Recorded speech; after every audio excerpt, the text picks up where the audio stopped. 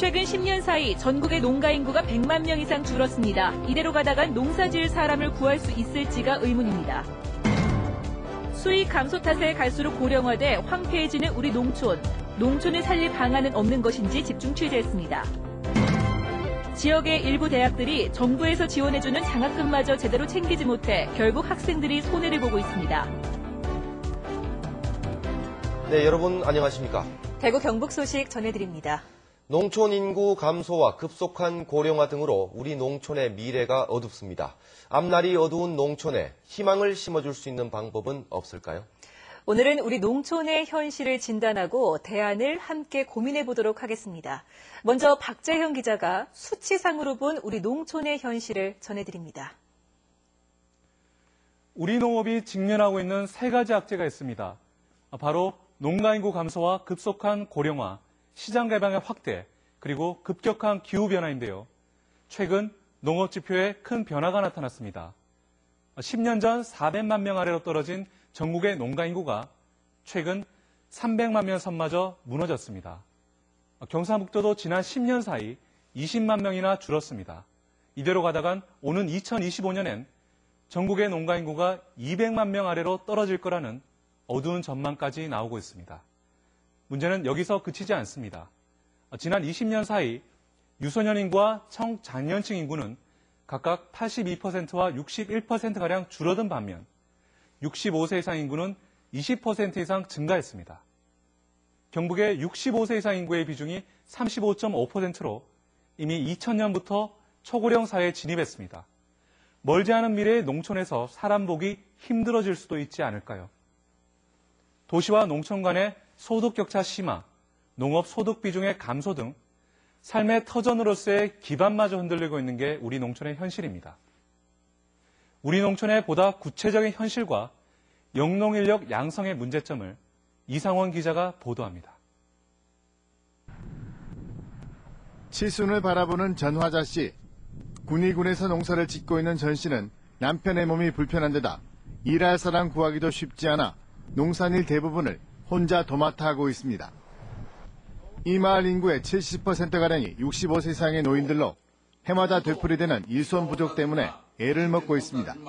농 토지가 많이 다 한들 뭐 하겠어요. 일 못하는 거. 저도 이제 뭐 70, 80 돼가지고. 문짝이 다 떨어져 나간 폐가들은 이제 농촌에서 흔한 모습이 됐습니다. 심지어 외국인 근로자들을 구하거나 아예 농사를 포기하는 경우도 있습니다. 더 심각한 문제는 앞으로 누가 농사를 짓느냐는 겁니다. 영농 인력을 양성한다는 목적으로 설립된 농업계 고등학교와 농업 전문 대학은 이미 폐교되거나 다른 분야로 전환되고 있습니다. 전국의 농업계 고등학교 졸업생은 한 해 7천여 명 선. 하지만 실제 농사를 짓는 경우는 1%에도 미치지 못하고 있으며 대부분 취업과 진학으로 몰리는 실정입니다. 대학생들도 마찬가지입니다. 졸업한 학생들이 땅이나 자본이나 인력이나 경영 기술이나 이런 게 모든 게 부족하기 때문에 쟤는 취직이 안 됐구나 아니면은 뭐 할 게 없나 뭐 이런 건 아니면은 뭐 부모님이 농사 지으시니까 그런가 보다 막상 그렇게만 생각을 하시고 정부와 각 교육기관 등이 각종 융자금 지원, 장학금 등 해마다 수백억 원이 넘는 재원을 쏟아붓고 있지만 실효성은 의문입니다. 이 때문에 농업을 이끌 미래 영농 인력과 농촌의 정주 인구를 늘리는 일이 현실적인 과제로 떠오르고 있습니다. 그럼 어떤 대안들이 있는지 관련 소식을 서성원 기자가 보도합니다. 성주군에서 참외 농사를 짓고 있는 올해 33살의 김화식 씨. 젊은 나이에 농촌에 정착해 지난 10년 동안 많은 시행착오를 겪었지만 대학 시절 배운 탄탄한 이론을 바탕으로 농촌을 지키고 있습니다. 부모님이 뭐 영농에 종사하고 있으니까 난 그 길을 가야 되겠다고 이야기를 했기 때문에 친구들한테도 지금은 친구들이 많이 부러워하죠. 입학금과 수업료, 기숙사비 전액을 국가가 지원하고 있는 국립한국농수산대학. 농업에 종사하는 졸업생의 평균 소득이 6,600여만 원으로 대기업 직원보다도 많다 보니 대부분의 졸업생들이 실제 영농에 종사하고 있습니다. 정부와 지자체, 교육청, 대학이 지난해 공동으로 신설한 경북대학교 농산업학과에서는 농공상의 특수 목적고를 졸업하고 농업에 3년 이상 종사한 농민들에게 현장 실습 위주의 수업이 이루어지고 있습니다. 여기서 배운 그 이론적인 모든 것을 바로 현장에서 바로 접목을 할 수 있으니까 상당히 그 점에서 좋았고, 선취업 후 진학이라는 새로운 개념을 도입해 실제로 농사 지을 청년 리더를 육성하자는 게 교육 목표입니다.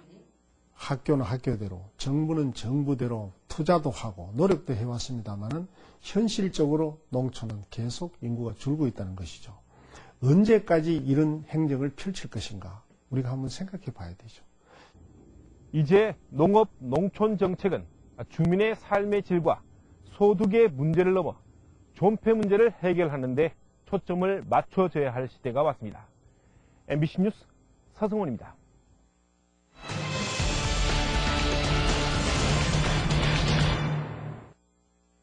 네, 지역의 일부 대학들이 정부가 주는 장학금을 제대로 챙기지 않고 있는 것으로 나타났습니다.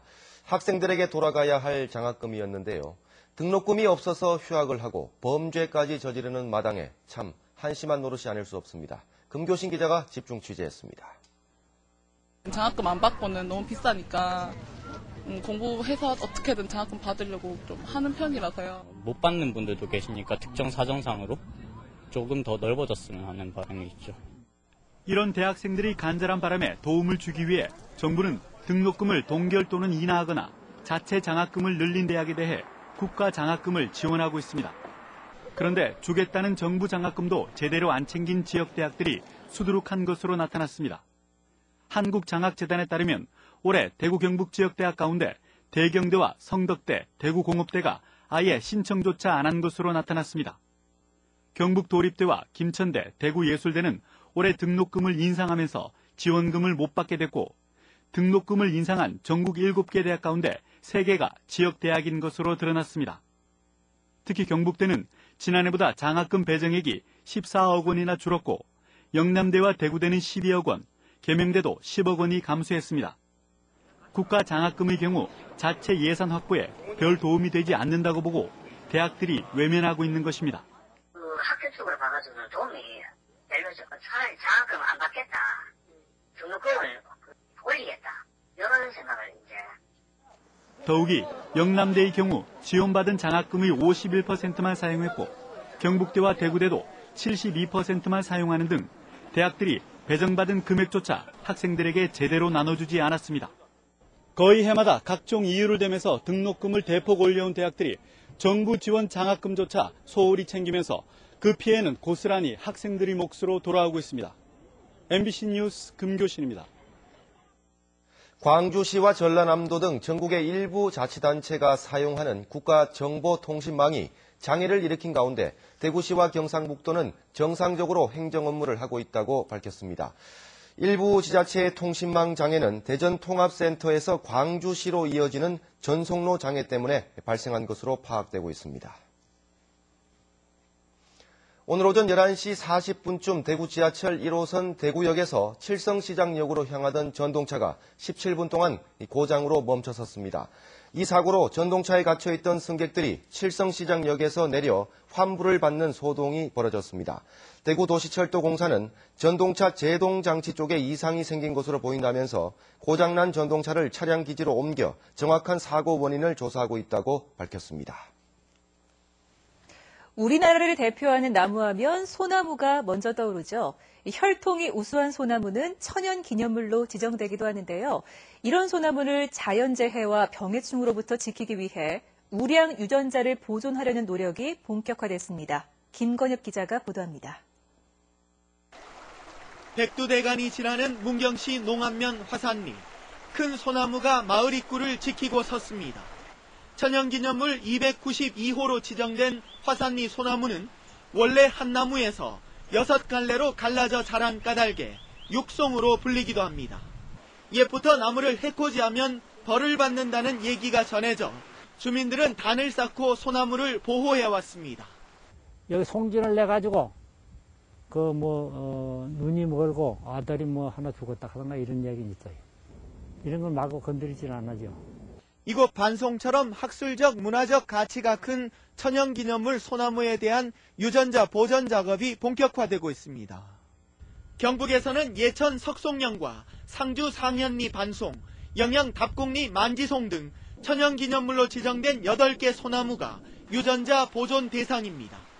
국립산림과학원은 가지를 잘라내 DNA 유전자를 추출한 뒤 유전자은행에 영구 보존하고 잘라낸 가지를 어린 나무와 접목해 어미나무와 같은 우수한 형질의 복제나무를 키워내는 방식으로 보존 작업을 진행합니다.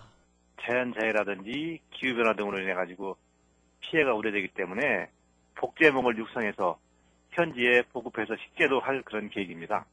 자연재해와 병해충으로 인해 천연기념물이 고사하는 것에 대비한 유전자 보존 사업은 소나무에 이어 내년부터는 은행나무와 느티나무로도 확대됩니다. MBC 뉴스 김건엽입니다. 천안함 사건 3주기를 맞아 대구지방보훈청은 정부 대구지방합동청사에서 추모식과 추모 사진전을 열었고 대구보훈회관에서는 대구시 호국단체연합회가 주관하는 추모식이 열렸습니다. 천안함 사건으로 숨진 고 김선명 병장과 조진영 중사의 출신 학교인 구미 금호공고와 경구고등학교에서도 추모식과 나라사랑 교육 행사가 펼쳐졌습니다. 또 대구 진천초등학교 등 나라사랑 시범실천학교에서도 천안함 용사 추모 100일장이 열렸습니다. 일본 문부성이 오늘 독도의 부당한 영유권 주장을 기술한 교과서 15종을 학교 교재로 채택하자 김관용 경상북도지사는 부당한 독도 영유권 주장을 중단하고 왜곡으로 점철된 교과서를 즉각 폐기하라는 성명을 발표했습니다.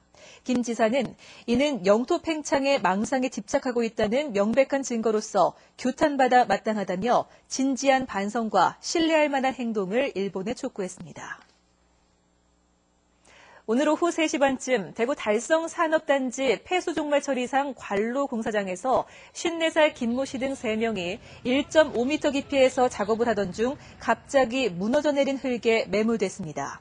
이들은 출동한 소방서 구조대에 의해 1시간 만에 구조됐는데 모두 경상을 입어 병원 치료를 받았습니다. 경찰은 공사 관계자들을 상대로 사고 원인과 안전수칙 준수 여부에 대해서 조사하고 있습니다.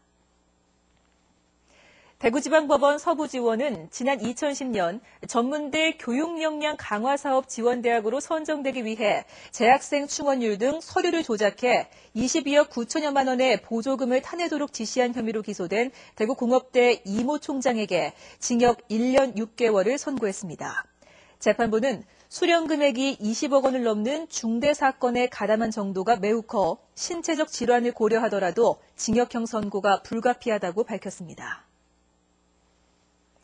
전국 공공연구 노동조합이 다음 달 임기가 만료되는 이성근 대구경북 연구원장의 연임을 반대하고 나섰습니다. 노조는 이성근 원장은 폭언 등으로 우수 연구 인력이 연구원을 떠나게 만들었고 많은 원고를 대필시키는 등 문제를 드러냈다고 주장했습니다.